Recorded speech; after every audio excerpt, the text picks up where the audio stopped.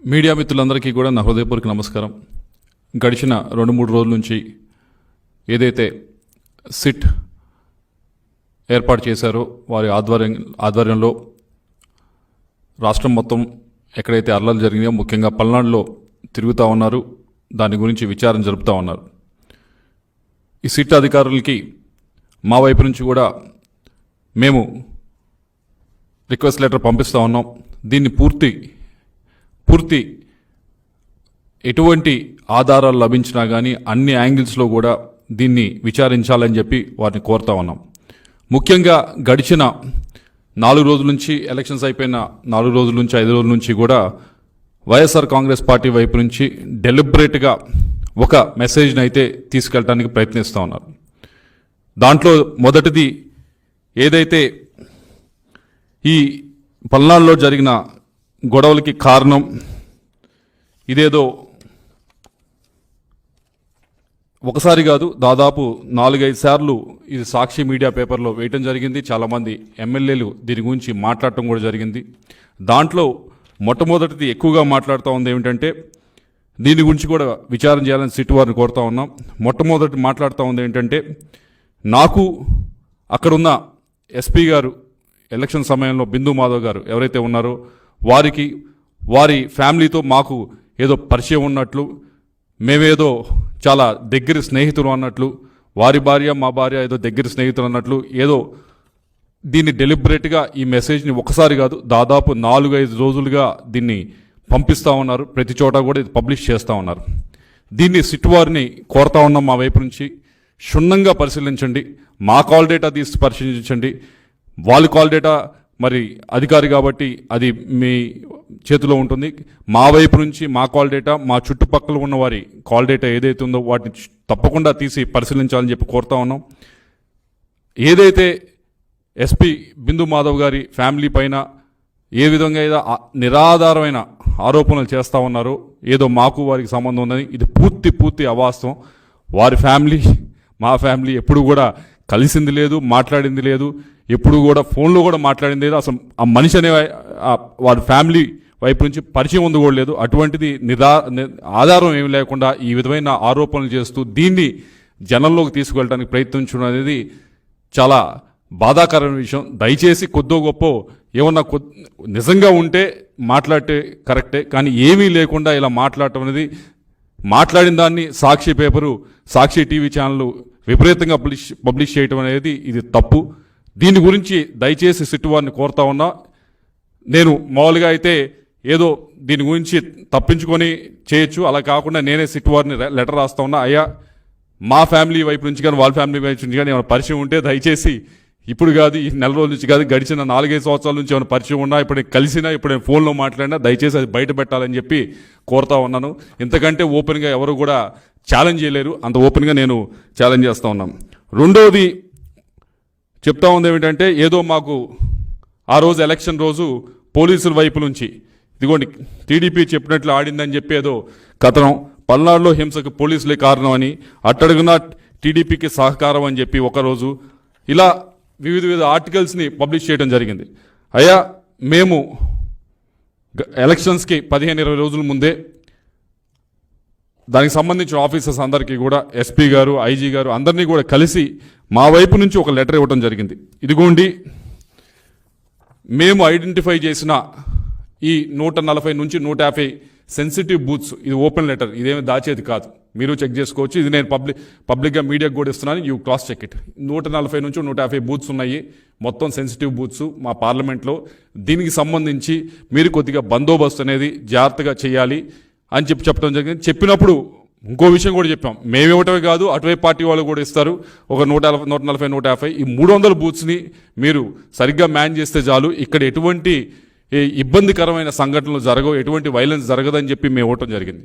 ఆ 140-150 బూతులకు సంబంధించి ఏ విధంగా బందోబస్తు పెట్టారు, ఏదో ఎటువైపు నుంచి చెప్తా ఉంది ఏంటంటే మాకు సంబంధించిన మాకు ఫేవరబుల్గా ఉన్న బూత్స్లో ఏమైనా తక్కువ పెట్టారు, వాళ్ళకి ఫేవరబుల్గా ఉన్న బూత్స్లో ఏమైనా విపరీతంగా పెట్టారని చెప్పి మరొక ఆధారం లేని ఆరోపణలు చేస్తూ ఉన్నాను. దానికి సంబంధించి కూడా ఏదైతే మేము మా బూత్ ఏజెంట్స్ అడగడం జరిగింది, అయ్యా మీరు బూత్లో కూర్చున్నారు, ఈ బూత్లో కూర్చున్నప్పుడు మనకి కొద్దిగా ఇబ్బందికరంగా మనకి అన్ఫేవరబుల్గా ఉన్న బూత్స్ లిస్ట్ ఏదైతే మనము ఇక్కడ సెన్సిటివ్ బూత్స్ అని మనం ఐడెంటిఫై చేసామో ఆ బూత్స్లో ఉన్న సెక్యూరిటీని ఒకసారి మీరు లిస్ట్ ఇవ్వండి అని చెప్పి వాళ్ళు అడగడం జరిగింది. ఎంతమంది ఉన్నారు, ఎంతమంది పోలీసులు ఉన్నారు, ఎంతమంది సిఆర్పిఎఫ్ ఉన్నారని చెప్పి మీరు కావాలంటే చెక్ చేసుకోవచ్చు. ఇది కూడా పబ్లిక్గా నేను పెడతా ఉన్నా. అంటే మా బూత్లో ఏజెంట్స్ కాబట్టి ఇచ్చింది ఒక 5-10% కొద్దిగా అటు ఇటు డిస్క్రిపెన్సీ ఉండొచ్చు. కానీ దాదాపుగా ఇది ఏదైతే నిజంగా అక్కడ సెక్యూరిటీని ఏర్పాటు చేశారో దాని డేటాని ఇక్కడ మా వాళ్ళు చూసిన డేటాని ఇక్కడ పెడతా ఉన్నాం. కాబట్టి దీన్ని కూడా ఒకసారి వెరిఫై చేసుకోండి. దీన్ని వెరిఫై చేసుకున్న తర్వాత మీకు తప్పకుండా అర్థమవుతుంది. ఎందుకంటే దీంట్లో కూడా మేము ఇక్కడ పెదకూరపాటు చూసారంటే దాదాపుగా 20 బూత్లు ఇస్తే దీంట్లో దాదాపు 17 బూతులు ఒక కానిస్టేబుల్నే మేము సెన్సిటివ్ బూత్స్ అని ఐడెంటిఫై చేసిన దాంట్లో 20 బూతుల్లో 17 బూతుల్లో ఒక కానిస్టేబుల్ మాత్రమే పెట్టడం జరిగింది. ఇలా ప్రతి నియోజకవర్గాన్ని ఇచ్చాం. నర్సరావుపేట ఇచ్చాము, అలాగే సత్తెనపల్లి ఇచ్చాము, మాచర్లు ఇచ్చాము. అన్ని బూతులు కూడా ఇది కూడా ఏదో సీక్రెట్గా ఉంచేది కాదు, ఇది కూడా ఓపెన్గానే మేము పెడతా ఉన్నాం. ఇది కూడా దయచేసి మరొకసారి సిట్ వారిని కోరుతా ఉన్నాం, ఇది కూడా వెరిఫై చేయండి. ఇది కూడా మేము ఇచ్చిన లెటర్కి ఏమన్నా అనవసరంగా ఎక్కువ మీరు అనుకున్న విధంగా మాకు ఫేవర్ చేశారు అనుకుంటే కనుక దీన్ని కూడా దయచేసి బయట పెట్టాలని చెప్పి మేము సిట్ వారిని కోరుతా ఉన్నాం. అలాగే మూడో ఆరోపణ ఏమిటంటే పోలింగ్ రోజు మాకేదో మా కనుసన్నలో ఏదో జరిగింది, మేమేదో చాలా ఇన్ఫ్లుయెన్స్ చేసామనే ఒక ఆరోపణ చేస్తూ ఉన్నారు. దాని గురించి కూడా సిట్ వారిని దయచేసి వెరిఫై చేయమంటా ఉన్నాం. ఐఎమ్ రెడీ టు గివ్ నా ఫోన్ డేటా ఇవ్వడానికి నేను రెడీ, కావాలంటే నా డివైస్ ఇవ్వడానికి కూడా రెడీ. మా వైపు నుంచి ఏ విధమైన ఏ ఆఫీసర్కైనా ఏ స్థాయి ఆఫీసర్కైనా ఫోన్లు చేసి మా వైపు నుంచి మేమేమన్నా అన్డ్యూ రిక్వెస్ట్ అడగకూడని రిక్వెస్ట్లు ఏమైనా అడిగితే తప్పకుండా దాన్ని బయట పెట్టాలని చెప్పి సిట్ వారిని కోరుతా ఉన్నాం. నా వరకే కాదు, నా చుట్టుపక్కల ఆ రోజు ట్రావెల్ చేసిన వారి అందరికీ కూడా మీరు దయచేసి కాల్ డేటా రికార్డ్ చేయండి, తీసుకొని వాటిని వెరిఫై చేసి ఇవన్నీ కూడా బయట పెట్టాలని చెప్పి కోరుతా ఉన్నా. ఎందుకు ఇంత ముందుకు వచ్చి ఈ 3 కూడా అడుగుతా ఉన్నామంటే దీన్ని ఏదో అనవసరంగా ఎలక్షన్ సమయంలో అనవసరంగా మన చేతిలో లేని విధంగా జరిగిన దానికి ఇదేదో పూర్తిగా మేమే చేసాం, ఎంపీగా ఉండి నేనే చేశానని చెప్పి నా పైన ఆరోపణలు చేయటం కానీ, దానికి ఒక కులం రంగు పూయటం కానీ, ఈ విధంగా గడిచిన 4-5 రోజుల నుంచి కూడా ప్రతిపక్షం అధికార పక్షం ఏదైతే ఉందో వైఎస్ఆర్ కాంగ్రెస్ పార్టీ అది చేస్తూ ఉంది. ఇది ముమ్మాటికి తప్పి. నేను గడిచిన 5 సంవత్సరాల నుంచి కూడా నర్సరావుపేట ప్రజలు, పల్నాడు ప్రజలు నన్ను చూశారు, ఏ విధంగా బిహేవ్ చేశాను, ఏ విధంగా ముందుకు వెళ్ళానని చూశాను. ఎవరైనా మిగతా వాళ్ళు 2+2 3+2 గన్మెన్లు పెట్టుకొని తిరిగారు. కనీసం నేను గన్మెన్లు కూడా నేను వద్దంటే తప్పక ఒక గన్మెన్ ఇచ్చి నాకు ఇప్పించడం జరిగింది ఆ రోజు ఎస్పీ గారు. నేను ప్రశాంతంగా చాలా ఫ్రీగా జనంతో కలిసి తిరగటం జరిగింది. అలా తిరిగే మనిషికి మీరు అనవసరంగా ఇటువంటి ఆపాదించడం అనేది కరెక్ట్ అయిన విషయం కాదు. ఏదో ఒక కులానికో లేకపోతే ఒక మతానికో ఒక వర్గానికో నన్ను పరిమితం చేయడానికి ఆ విధంగా ప్రజల్లోకి తీసుకువెళ్ళడానికి, పల్నాడు ప్రజల్లోకి తీసుకువెళ్ళడానికి ప్రయత్నిస్తూ ఉన్నది. ఇది ముమ్మాటికి అవాస్తవం. దీన్ని పూర్తిగా సిట్ వైపు నుంచి మీరు ఏదైతే విచారణ చేస్తూ ఉన్నారో దయచేసి దీని లోతులోకి వెళ్ళి ఏ విధంగా అయినా నా వైపు నుంచి ఏ ఆఫీసర్నైనా పైనుంచి కింద దాకా ప్రతి ఆఫీసర్ని మీరు క్షుణ్ణంగా మా వైపు నుంచి కాల్ డేటా ఇస్తాం, తప్పకుండా పరిశీలించండి. మేము కలిసిన వివరాలు అడిగితే తప్పకుండా ఇస్తాం, పరిశీలించండి. ఏ విధంగా అయినా ఇన్ఫ్లుయెన్స్ చేసామనంటే తప్పకుండా అది పబ్లిక్ డొమైన్లో పెట్టండి. ఒకవేళ నా వైపు నుంచి ఎవరైనా ఇన్వెస్టిగేట్ చేసి ఏ విధమైన అల్లర్లు సృష్టించడానికైనా పల్నాడులో ప్రయత్నించుంటే తప్పకుండా నేను ఏమి దానిలో మొహమాడు పడట్లేదు, తప్పకుండా నా పేరు కూడా మీరు ఛార్జ్ షీట్లో చేర్చుకోవచ్చు. ఇదిగో నువ్వు ఈ విధమైన ఈ గ్రామంలో ఈ విధంగా నీ వల్ల జరిగింది అంటే తప్పకుండా పెట్టండి. ఆన్ ద కాంట్రరీ ఆపోజిట్గా మీ అందరూ చూశారు, దొండపాడు అనే గ్రామంలో ఇన్స్టెడ్ ఆఫ్ అవతల వైపు కాకుండా నాపైనే ఆ రోజు అటాక్ జరగడం జరిగింది. నా వెహికల్స్ పైన ఆ రోజు అటాక్ జరగడం జరిగింది. నా కాన్వాయ్ వెహికల్స్ ఏదైతే 3 వెహికల్స్ ఉన్నాయో అన్నీ కూడా పాల్గొనడం జరిగింది. ఆ రోజు అక్కడ ఉన్న పోలీస్ ఆఫీసర్లు కూడా వారేమి చేస్తుడిగినట్టు చూస్తూ ఉన్నారు. ఇన్స్టెడ్ నా వైపు నుంచి పోకుండా వాళ్ళు న్యూట్రల్గా పక్కనే నుంచో ఉన్నారు.